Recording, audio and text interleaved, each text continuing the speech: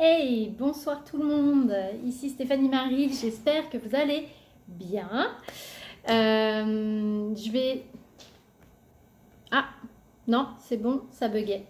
Ok, donc bonsoir tout le monde, j'espère que vous allez bien. Ici Stéphanie Marie pour le jour 12 du défi Conscience et Évolution pour soutenir et célébrer la naissance de l'Académie Conscience et Évolution qui accueillera sa première formation en février 2022. Une formation à la libération intégrative des blessures émotionnelles et la guérison par l'enfant intérieur.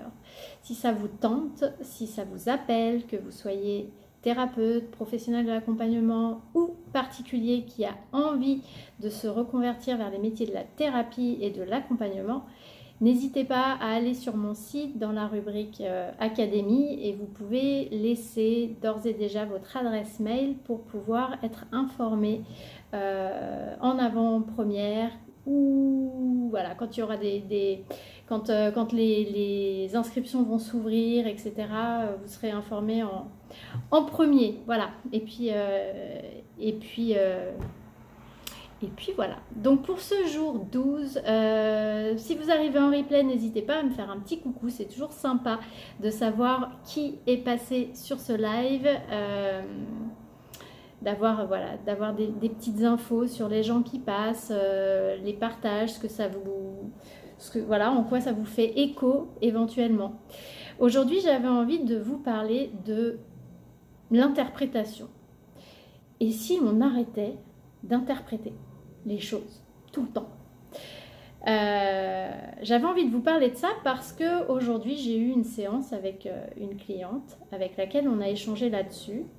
Parce que dans son couple, elle est tout le temps en train d'interpréter le comportement de son compagnon pour essayer de détecter si ses sentiments sont là ou pas, de détecter s'il va rester, la quitter, s'il l'aime moins. Et en fait, elle interprète tout ce qu'il peut faire et tout ce qu'il peut dire pour essayer d'évaluer où en est leur relation et quelle est la qualité de leur relation. Et je lui expliquais qu'en fait, elle pensait qu'elle était dans le jugement, en fait, dans le fait de juger l'autre. Et je lui disais, non, c'est pas forcément du jugement derrière l'interprétation. En fait, ce qu'il y a derrière surtout, c'est en lien avec nos blessures. C'est-à-dire qu'on va avoir tendance à interpréter les choses en fonction de notre histoire, de nos blessures. Je vous donne un exemple. Si je vais voir mon boss et que je lui dis que je veux une augmentation ou que je lui fais un mail en lui disant voilà, cette année, ça fait 3 ans que je n'ai pas été augmentée, j'ai envie d'avoir une augmentation, je pense que je le mérite, etc. Enfin bon, je grossis le trait, mais en gros, ce serait ça. Et si le boss passe, par exemple, le lendemain dans le bureau et puis dit à la personne là, je suis désolée, mais je ne vais pas avoir le temps de vous recevoir, on en parlera plus tard. La personne, si elle a, par exemple, une blessure de rejet, elle va interpréter le comportement de son boss comme le fait qu'il rejette sa demande et qu'il ne veut pas entendre parler de cette augmentation et que c'est pour ça qu'il lui dit qu'il n'a pas le temps. Donc là, elle est en train de réceptionner en fait l'information à travers son filtre lié à ses blessures. Et en plus, ce qu'elle fait, c'est qu'elle projette son propre mode de fonctionnement probablement sur lui. C'est-à-dire que quelqu'un qui a une blessure de rejet va avoir tendance à être dans la fuite des conversations difficiles, la fuite des situations difficiles, et probablement que cette personne, si elle était manager et qu'elle avait quelqu'un qui lui demandait une augmentation et qu'elle, par exemple, elle ne savait pas si elle pouvait lui donner, probablement que ce qu'elle ferait, c'est ça, c'est de botter en touche et de dire écoute, je suis désolée, j'ai pas le temps, plutôt que d'avoir une conversation en face-face avec elle et de lui expliquer pourquoi elle ne peut pas éventuellement lui donner d'augmentation. Donc du coup, comme c'est son mode de fonctionnement lié à sa blessure, elle va projeter sur son boss que c'est ce qu'il fait lui aussi. Donc en fait, vous voyez que dans l'interprétation, il y a comment je réceptionne les choses, et là, c'est mon enfant intérieur en fait qui réceptionne.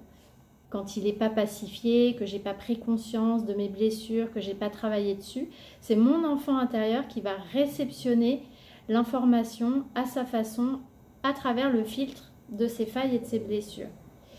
Et c'est l'adulte qui lui va projeter, l'adulte qui s'est construit, qui lui va projeter sur l'autre son propre système de fonctionnement. Ben moi, si j'ai, et c'est pas forcément conscient, hein, parce qu'on n'a pas forcément conscient qu'on est quelqu'un qui évite les situations difficiles ou qui évite les discussions. Et si moi je suis quelqu'un qui évite les choses, et ben du coup je vais projeter que c'est ce que mon boss est en train de faire.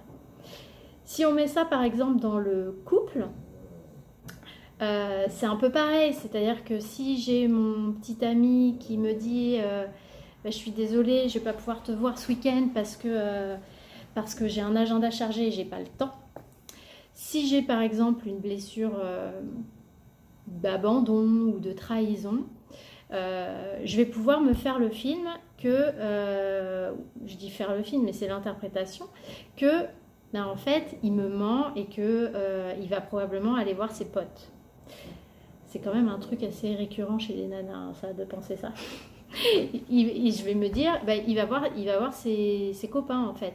Mais ça, c'est parce que ma petite fille intérieure, elle interprète son propos à travers le filtre de l'abandon ou de la trahison, par exemple. Ça pourrait être d'autres. Et du coup, elle interprète. Et l'adulte que je suis, qui est aussi construite sur la base d'une blessure d'abandon ou de trahison, probablement que c'est ce que je ferais moi. C'est-à-dire que si j'ai pas le temps ou si j'ai envie d'aller voir mes copines, et ben plutôt que de dire je vais voir mes copines, comme je souffre d'une blessure d'abandon ou de trahison, je vais avoir peur de lui dire je vais voir mes copines. Donc du coup, je vais plutôt lui mentir et lui dire que bah non, j'ai un agenda chargé. Parce qu'en fait, je refoule ma propre blessure en ayant un comportement que je crois qui va protéger l'autre. J'espère que c'est clair ce que je dis.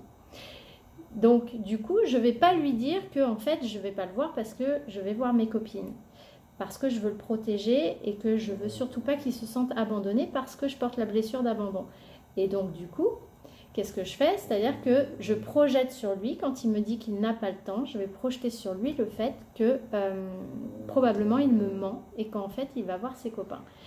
Donc vous voyez, l'interprétation, c'est pas forcément un jugement.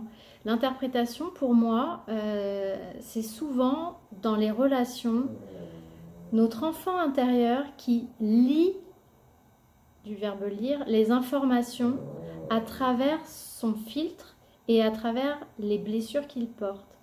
Et l'adulte, lui, va aller projeter son propre comportement, dont il n'est souvent pas du tout conscient, sur l'autre personne et va du coup interpréter à travers ce filtre-là et cette projection-là.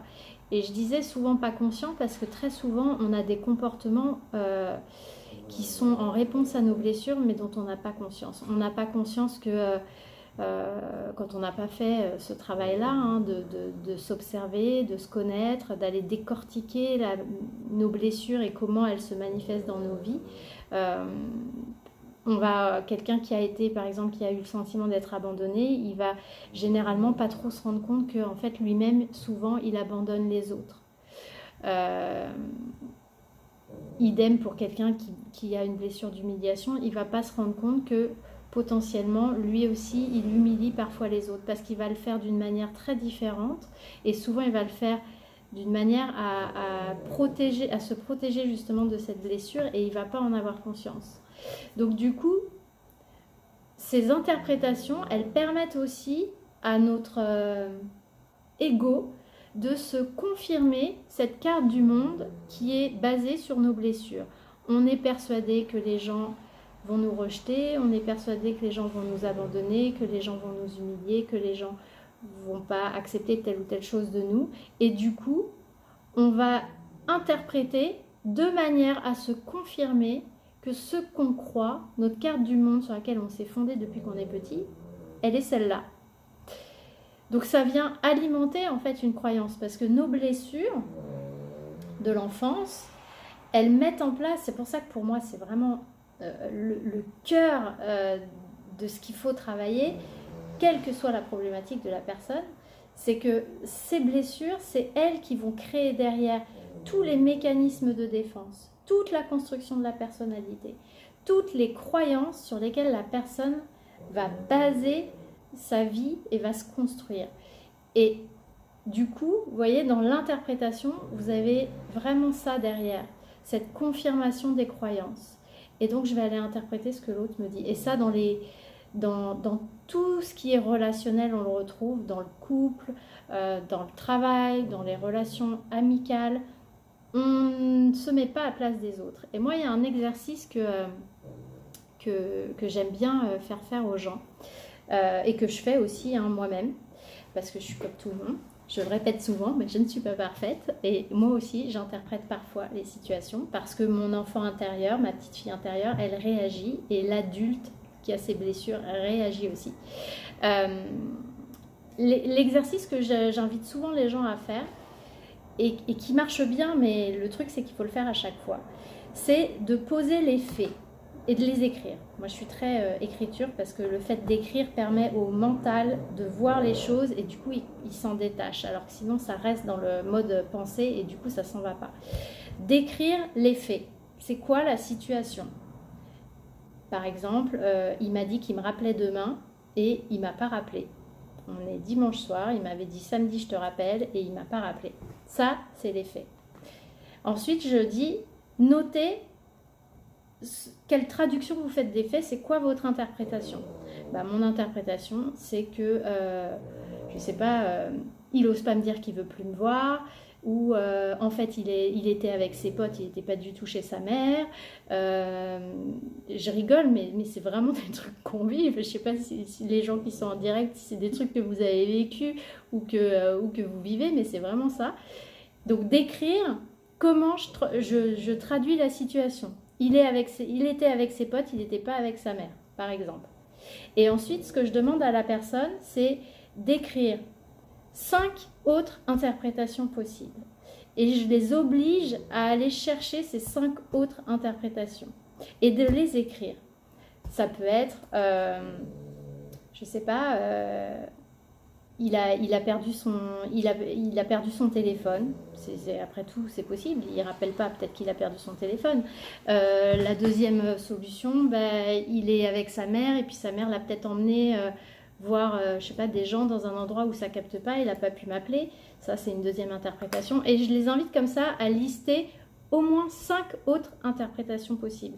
Et en fait, le fait de faire ça, ça leur permet de prendre conscience, et ça nous permet, parce que je le fais aussi, ça me permet de prendre conscience que mon interprétation, elle est vraiment liée à mon filtre. Elle est liée à ce que je porte en moi, à mes peurs, à mes mécanismes,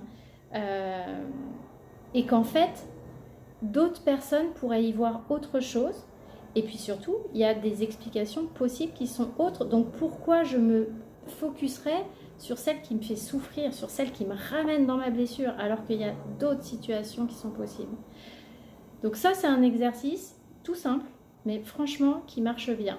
Je pose les faits, j'écris comment je l'interprète et je recherche d'autres interprétations. Et très souvent, les autres interprétations sont beaucoup plus plausibles que l'interprétation que moi j'en fais, parce que la mienne, c'est celle qui vient travailler ma blessure, qui vient me confirmer ma croyance que je ne suis pas quelqu'un de bien, qu'il ne veut pas de moi, qu'il veut me quitter, qu'il se fout de moi, que bref, tout ce qui fait que j'ai des problèmes relationnels souvent avec, du coup, en général dans mes relations. Et du coup, je crois qu'il y a un truc qui est hyper important, c'est... je pense que j'ai déjà lu ça dans un livre d'ailleurs, je ne sais plus lequel, bref. Ce qui est important, c'est de demander les choses. Quand quelqu'un fait ou dit quelque chose, il y a des moustiques, lui demander, arrêtez ER, pas arrêter, c'est pas une injonction, mais que nous arrêtions d'interpréter les choses, que nous allions demander à l'autre qu'est-ce qu'il veut dire par là. Et puis de dire ce qu'on ressent aussi. Mais tu vois, quand tu ne m'appelles pas, voilà moi ce que je pense, voilà les peurs que ça vient réveiller, voilà les blessures que ça vient réouvrir. Et du coup, l'autre, il peut comprendre et il peut réajuster aussi son comportement. Et puis aussi d'exprimer ses besoins. Ce que je disais à ma cliente ce midi, à laquelle je faisais référence au début du live, c'est pourquoi ne pas dire clairement ce que vous attendez de cette relation? Pourquoi ne pas dire clairement j'ai besoin de plus d'attention, j'ai besoin de passer plus de temps avec toi, j'ai besoin que tu manifestes ceci, cela, plutôt que d'être à l'affût de tout ce qu'il fait pour savoir s'il a envie d'être avec moi ou de pas être avec moi. Et en fait, je lui disais, le fait de faire ça, d'aller dans l'interprétation, c'est un phénomène de fuite. C'est l'évitement d'une discussion. C'est l'évitement d'une discussion qui pourrait blesser. Parce que du coup, on s'évite d'aller s'exposer éventuellement à ce que pense l'autre. Je vais aller interpréter, ça me rassure, ça rentre dans mes blessures, ça rentre dans ma carte du monde, ça conforte mes croyances. Et surtout, je me fais croire que comme ça, je ne vais pas souffrir parce que je ne vais pas avoir cette discussion qui fâche avec lui. Sauf qu'en fait, c'est pas le cas parce que si de toute façon, par exemple, il a menti, et ben, à un moment donné, il faut avoir cette discussion-là et puis savoir si effectivement il y a du mensonge ou pas du mensonge. Et puis s'il n'a pas menti, autant le savoir tout de suite. Et ça permet d'apaiser les situations. Donc l'interprétation, c'est vraiment un truc duquel il faut essayer de sortir. Et il faut bien avoir en tête que là, quand on est dans l'interprétation, on n'est pas dans du jugement. On est vraiment dans comment je réceptionne l'information. Et là, c'est mon enfant intérieur qui réceptionne cette information à travers ses blessures. Il voit les choses comme il les a vécues. Et la manière dont j'interprète, c'est aussi la projection du moi adulte avec mes blessures émotionnelles que je projette sur l'autre. C'est comme ça que moi je fonctionne, du fait de mes blessures. Et du coup, je vais projeter que l'autre fait ça. Et voilà. Je ne sais pas si vous inspire quoi que ce soit. C'est toujours bizarre d'être en live et puis d'avoir... franchement... Je ne sais pas, les gens qui me regardent, si vous avez l'habitude de faire des lives, mais pour ceux qui n'en font pas, vous verrez quand vous en ferez peut-être un jour que c'est pas évident comme exercice d'être face à sa caméra tout seul et d'être dans son truc et puis de pas savoir comment les gens en face réceptionnent justement les informations. Voilà, en tout cas, c'était ce que j'avais envie de vous partager ce soir. Je vous souhaite une très belle soirée. J'ai hâte de lire pour celles qui participent au défi vos prises de conscience du jour. Et puis, je vous retrouve demain pour un nouveau... Ah, je fais ça très bien. Eh bien, écoute, merci. Ça fait 6 mois quand même que je le fais une fois par semaine, donc je commence à me rôder. Mais c'est pas évident. Franchement, c'est pas évident. Et vous savez quoi? L'autre jour, j'ai discuté... Avec qui j'ai discuté? Sur Messenger avec une femme qui me disait justement qu'elle suivait beaucoup mes lives, etc. Et j'étais étonnée parce que je la vois jamais dessus et puis jamais de commentaires, etc. Elle me disait que c'était génial, que... voilà. Et en fait, je me suis dit... Mais en fait, j'ai l'impression qu'il y a plein de gens qui regardent les lives, mais qui ne commentent pas, qui ne likent pas, qui n'envoient pas de cœur, de pouce, de machin, mais qui prennent l'information et qui l'apprécient.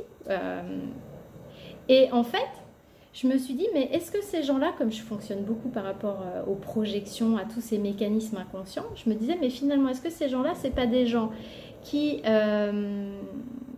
aimeraient faire des lives, par exemple des entrepreneurs, des thérapeutes, des coachs, qui aimeraient faire des lives, qui n'en font pas parce qu'ils ont peur du jugement des autres ou parce qu'ils ont peur de ne pas être intéressants ou ils ont peur d'avoir pas de réaction.